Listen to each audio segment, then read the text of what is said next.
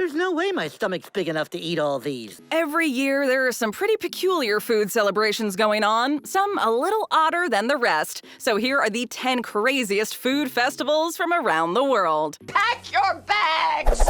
World Pea Shooting Championship. It is my first time. Very nervous, but it is my first time. Everyone has a hidden talent. Maybe you can touch your nose with your tongue or are able to lick your elbow. But if your talent happens to have anything to do with pea shooting, you might want to listen up. Held in Witcham, England every year since 1971, the World Pea Shooting Championship is the perfect event to showcase your abilities and skyrocket to pea shooting fame. On the second Saturday of July, participants can purchase a bag of dried maple peas for a reasonable fee and enter this exciting sporting challenge. In order to avoid cheating by using pre-smoothed vegetables, people are not allowed to bring their own personal peas. The rest, however, is up to you. That'll be the thing that will be the winning and the losing this year. You can bring your own pea shooter, and some competitors spend a great deal of time modifying and testing their devices. You're even allowed to use laser guidance for extra shooting accuracy. The competition works like this. Using your mouth, you shoot the peas through the pea shooter at a 1-foot diameter target with 3 concentric rings from a distance of 12 feet. So if spitballs were your thing in high school, then this crazy festival might just be right up your alley. Cooper's Hill cheese rolling. So once you get going,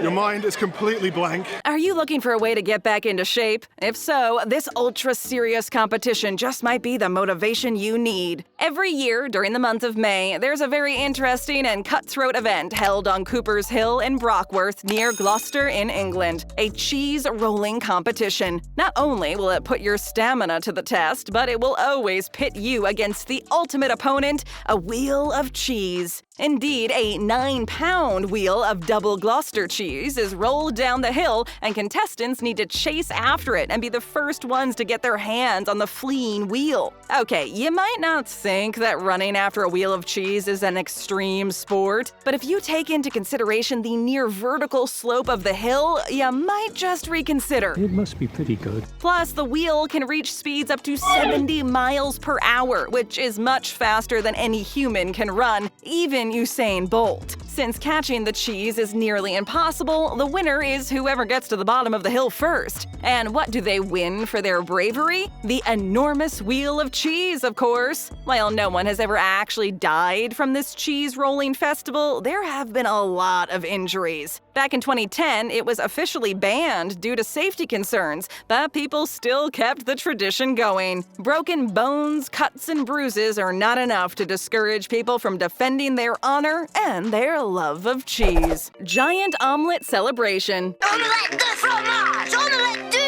One of the best ways to start your day is with a steaming plate of eggs, giving you all of the nutrients and vitamins you need. But what would you say if you could down a 15,000 egg omelet instead? It might sound like King Kong's breakfast, but if you visit Bessières, France on Easter, you'll see exactly what we're talking about. The Giant Omelet Celebration has been an annual tradition ever since 1973, and its origin dates back to the French Revolution. Legend has it that when French General Napoleon Bonaparte visited the area, he liked his eggs so much, he ordered that every egg in the town be broken and put into a giant omelet for him and his troops, and Bessières obliged. The Brotherhood of the Giant Omelet cracks 15,000 eggs every time, stirring the mixture with giant wooden spoons resembling oars in the massive pan over an open fire in the middle of the town square. Bon appétit! Day Festival gets a piece of the giant omelet, which also includes dancing, music, and even parades. So if you're craving some tasty eggs, you know where and when to take your next trip. La Tomatina. Is that a square tomato? Possibly one of the biggest food fights in the world, and definitely the biggest tomato fight, La Tomatina has been taking place in Buñol, Spain ever since the 1940s on the last Wednesday each August. During this festival, you can let loose and throw overripe tomatoes at random strangers, practically playing a giant game of dodgeball. More than 100 metric tons of tomatoes are available for throwing, meaning you can toss way more than just 1 or 2 bright red fruits. Bob, throw me! La Tomatina began as a food fight between neighbors in the 1940s and has now become a yearly tradition. La Tomatina used to be exclusively for the locals, but over the years it has grown and the residents are now joined by thousands of tourists, now with an entrance fee. Since 2013, official ticketing has been in place to limit the number of participants to just 20,000 people compared to the 50,000 from previous years. So if painting the town red with tomatoes sounds like something you would be good at, this is the perfect festival for you. Just remember to wear old clothes and have something to wipe the tomato juice from your eyes with. Battle of the Oranges. The battle rage is on!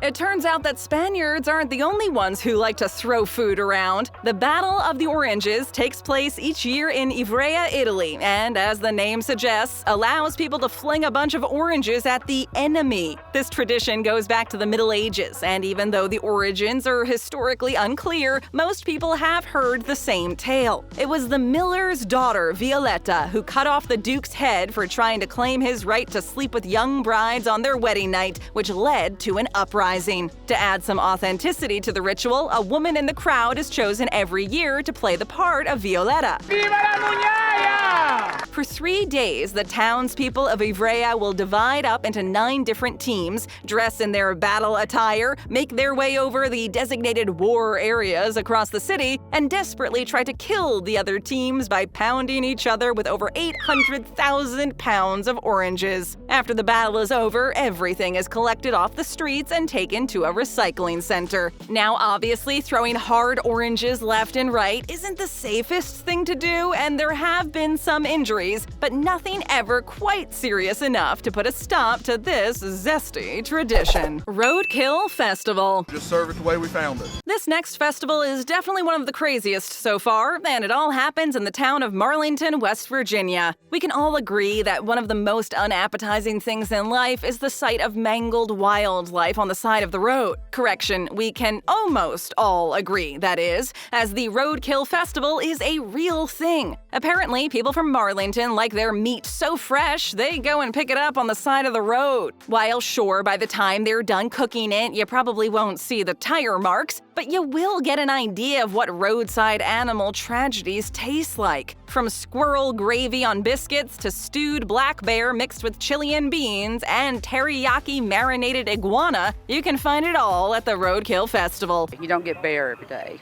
I mean, it's just fun. If this sounds a little too much for your sensitive stomach to take, don't worry. The animals used for cooking don't necessarily have to be actual roadkill. They simply need to be animals you would usually find in these accidents. This offbeat event takes place every September and has been extensively covered by the Discovery Channel, the Travel Channel, and even the Food Network. Aside from the food, there's also live music and square dancing, a farmer's market, horseshoe pitching, and a beauty pageant where you could be named the next Miss Roadkill. Night of the Radishes. Is that a radish? Over here, pumpkin carving is a very popular Halloween tradition. In Mexico, however, the vegetable carving happens at Christmas time, and no, it's not festive pumpkins. The Night of the Radishes, or Noche de Rabanos, takes place every December in Mexico, and the tradition stretches back more than a century. In 1897, the then mayor turned the radish carving tradition into an official celebration and declared December 23rd the official Night of the Radishes. Local artisans and amateurs alike gather in the town plaza to carve elaborate scenes from giant radishes to attract potential shoppers to the district. There's a lot of people here. They carve intricate shapes on the vegetable's ruby skin, turning the radishes into tiny humans and houses, which are often bought as Christmas centerpieces. The most popular motifs include the nativity scene, Mayan imagery, local wildlife like snakes and gators, as well as mission-style architecture. Since radishes are perishable and they start to brown after a few hours, creators only have a limited window to complete their masterpiece. The best radish carver will will win a grand prize of 12,000 pesos and a good amount of publicity. But the Night of the Radishes doesn't just end with the impressive carving. Local churches also parade handcrafted, non-radish-themed floats. And on Christmas Day, it's time for fireworks and a traditional holiday dinner. Chinchilla Melon Festival. Don't eat the seeds or one's gonna grow in your belly. At first, the name of this festival might be a little confusing. Are you going to find a rodent in your food? Rest assured, you won't. The Chinchilla Melon Festival is held in Chinchilla, Australia, and features a guest of honor, you guessed it, melons.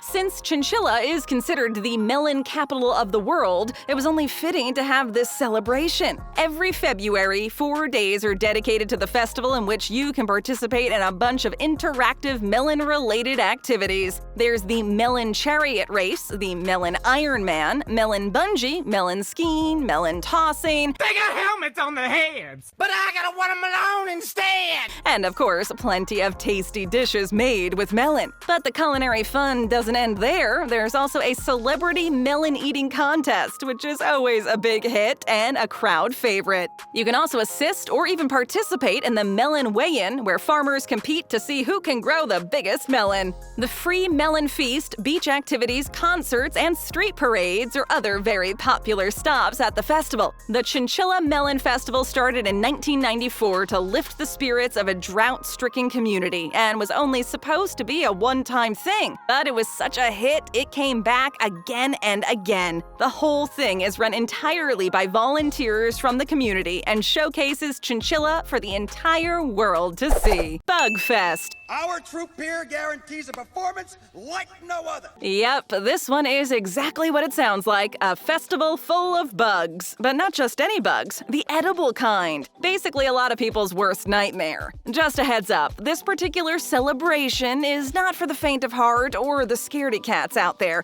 It takes guts to even walk through the doors at this festival. Every September, the North Carolina Museum of Natural Sciences hosts an annual Bugfest with around 35,000 visitors. There are over 100 exhibits, crafts, games, and activities in which you can learn all about entomology. The main event, however, is when you get to actually eat some bugs. This part takes place at Cafe Insecta, a pop-up restaurant where local chefs prepare a variety of culinary treats for festival goers to sample, all featuring some tasty insects. That is delicious. Doesn't this sound like the perfect place to take your date? Picture this, lovingly gazing into each other's eyes while romantically munching on a piece of quivering waxworm quiche or a cheesy quesadilla filled with superworms. And they say romance is dead. Of course, no one is forced to try any of the insect-filled dishes, but it's kind of like the whole point of the festival. The chefs spend a lot of time preparing only the best bug dishes, and it would only be fair to give them a try. If you feel up to the task, and you've got the stomach for it, get your ticket now and hop in the car for a little road trip. Gilroy Garlic Festival. And he had this wonderful system for doing the garlic. Let's just say it, garlic makes everything better. This is why Gilroy, a northern city of California, celebrates the goodness that is garlic every year during the Garlic Festival. For over 40 years, late summer marks the beginning of the festivities, all revolving around the potent yet tasty garlic clove. During the 3-day event, there are a ton of activities to take part in, like festival kiosks, golf tournaments, farm-to-table dinners, and the best for last, a trip down Gourmet Alley. Unbelievable. This magical place features an outdoor kitchen with a gigantic fire where the pros cook up delicious garlicky dishes. There are classics like steak fries and garlic bread to some more adventurous recipes such as garlic lollipops and even garlic ice cream. Sure, it might sound weird at first, but don't knock it till you've tried it. According to the website, the Gilroy Garlic Festival Association was established to benefit local charities and nonprofit groups by promoting the Gilroy community with the celebration of garlic. With Gilroy considered the garlic capital of the world, it makes sense that they would want to celebrate it. California produces over 90% of commercial garlic grown in the U.S., and Gilroy is home to the top grower, Christopher Ranch, which also is the largest grower in the nation, producing over 50% of our garlic crops. Check out more great videos. Just tap or click, hit that subscribe button, and ring that notification bell.